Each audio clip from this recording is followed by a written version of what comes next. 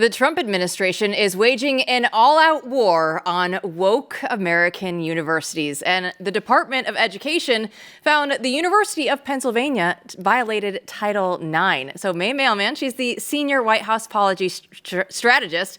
She shared an update on X, and I love this because last week she says that Penn has 8 days left. Well, time has run out, and she joins us now. So May, thanks so much for coming back on the show. It was great to see you when we were in D.C. So what's going on with this fight for the University of Pennsylvania? Yeah, so the University of Pennsylvania, we launched a Title IX investigation at the very beginning of the administration. And Title IX protects women's equal opportunity. And if you have men competing against women, taking women's roster spots away, and if you have men in women's private spaces, women's locker rooms, women's bathrooms, you are not giving women equal opportunity. They don't have the equal opportunity to compete. They don't have equal safety. They don't have privacy. So this was a pretty easy investigation, and we did find that Penn has a Title IX violation. So the minimum of time that the Title IX regulations give you to give a university notice is 10 days. So we gave them the minimum of 10 days and said, you've got to tell us whether you're going to comply. And honestly, it's interesting because Penn could have immediately pulled a Harvard and said, how dare you accuse us of anything? And they haven't.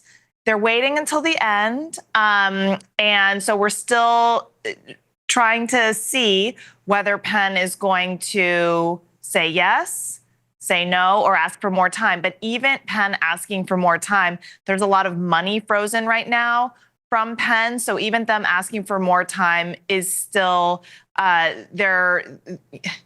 it's harmful, I guess, to them while they try and figure out what to do.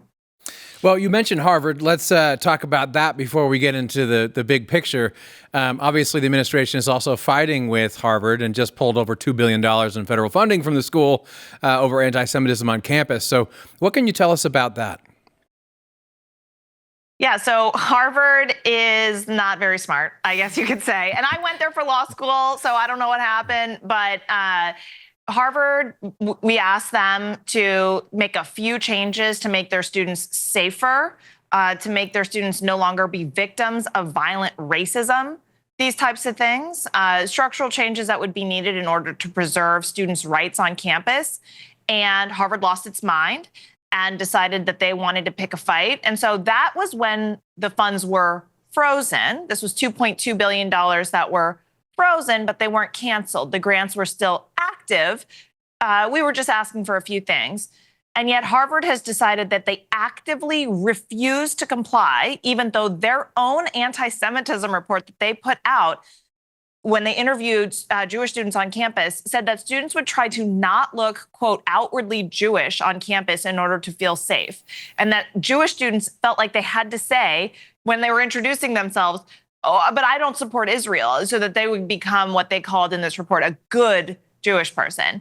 So that's, I mean, it's unfortunate, it's sad, and it's unacceptable. But anyway, Harvard has decided that they don't want to make basic changes to comply with the law. And so our grant conditions, these are discretionary grants. Harvard is not owed these by the law, and they're in clear violation of their grant conditions. They also have $53 billion of endowment. So we canceled them. That's as simple as that. Let's pick it up right there, because we're talking about $2.2 billion in grants, $53 billion in endowments. Should these schools be getting federal funding at all when they already have more money than anybody else will ever see in their lifetime? Right. These are not people struggling off the side of the road that need the federal government to come give them a boost up to get on their feet.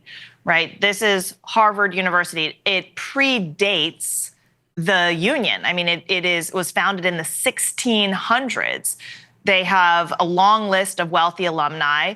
They have a healthy endowment. $53 billion is larger than the GDP of more than 100 countries. So, no, the idea that they need taxpayer money, that they need you and I to work extra so that we can provide for our families, because that money that we would have otherwise used to give to our families, we're having to give to Harvard. that's just, it's not in line with how a government should function. And if Harvard actually, so, Harvard says, well, the $53 billion, it's not in cash, it's tied up in real estate, that's a conversation with them and their donors. If what they need is cash, then they should be telling their donors that. And if their donors do not feel as though Harvard is a good investment, if they're not a good steward of funds, then why would it be a good place for taxpayers to spend their money? So Harvard absolutely can afford it's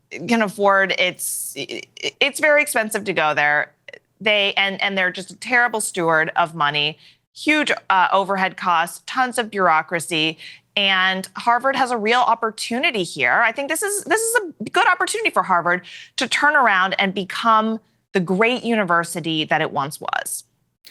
Well, I would love to see that happen. I look forward to seeing it happen. They certainly have the opportunity, and you're providing it for them. I grant you that.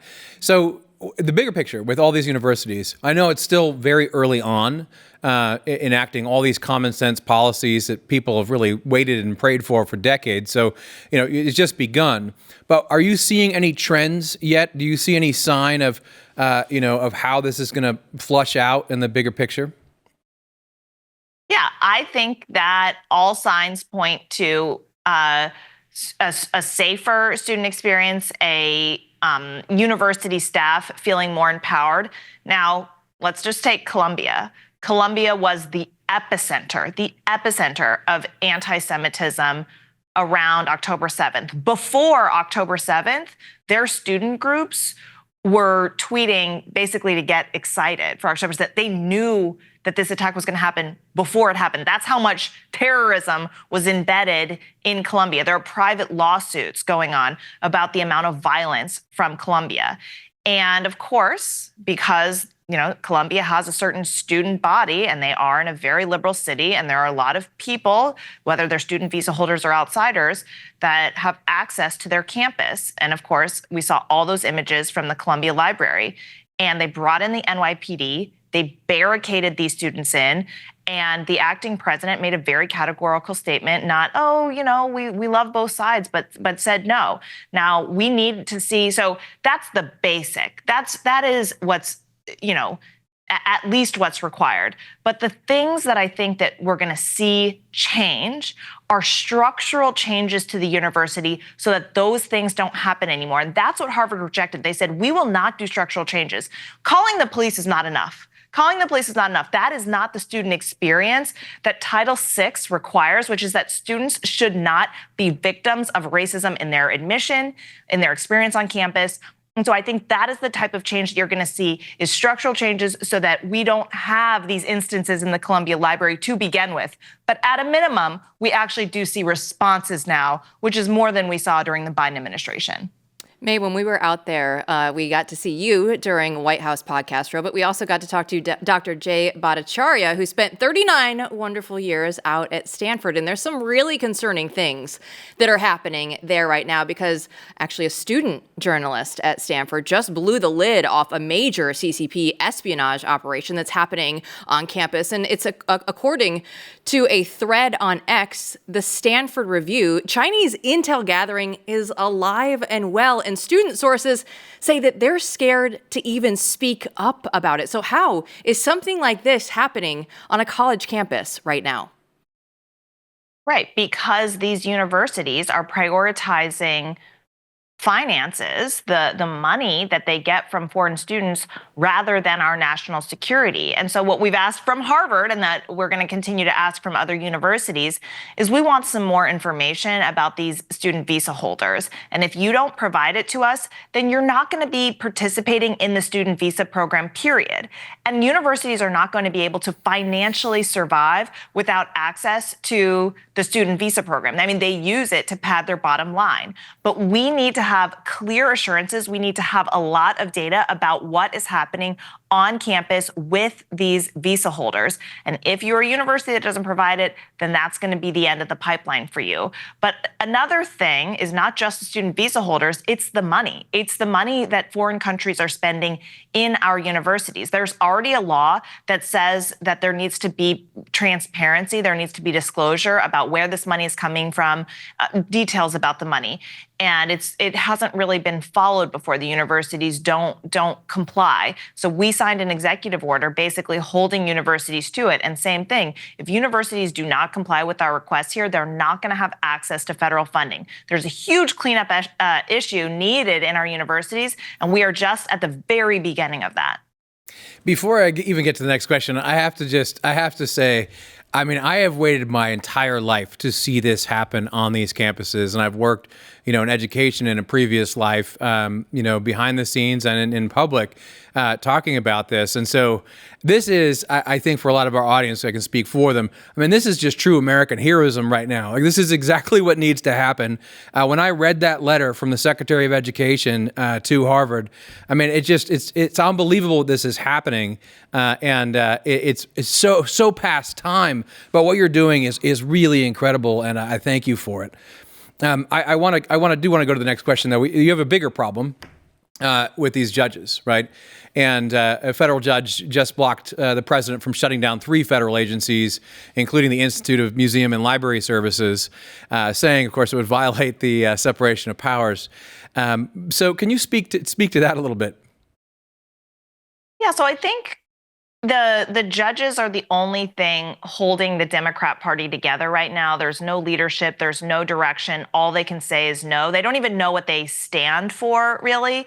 And so they've put the full weight of their movement or lack thereof on these judges. And so the judges, I think, feel this weight, this pressure, obligation, responsibility to just say no to everything. And they're getting overturned by the Supreme Court. Just recently, the Supreme Court said, yes, of course, the military can pick its members. They can tell you what your haircut is going to be. They can tell you how fast you need to run a mile. They can tell you how fat you can be. So, of course, if they say you've got gender dysphoria, or you otherwise are walking around saying, I demand you to call me by these certain pronouns and that do not align with your sex, the military does not have to have you, does not have to recruit you, and does not have to provide for your benefits to feminize or masculinize. So that's, I think, what we're seeing is that you've got district court judges totally out of control, issuing these sweeping injunctions, and one by one, they're getting appealed and overturned.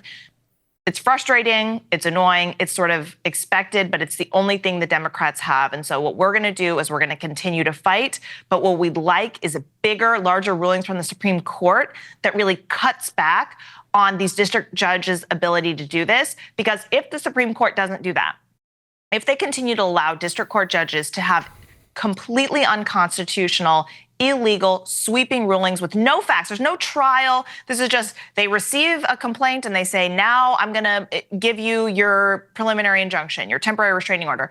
If this continues to happen in such an illegal manner, then it will break the system. Because imagine a judge saying, you can't go in this, your military, not only does it have to look like this, but you can't go here. You have to go here. You can fly these planes. You can't fly these planes. You can go to this location. It would be unbelievable. And we are creeping in that direction. And I think it's a very dangerous separation of powers concern that the Supreme Court justices really need to handle. This is music to our ears that you guys are out there fighting the good fight. We will do anything we can to help you guys keep that up here on The Mandate.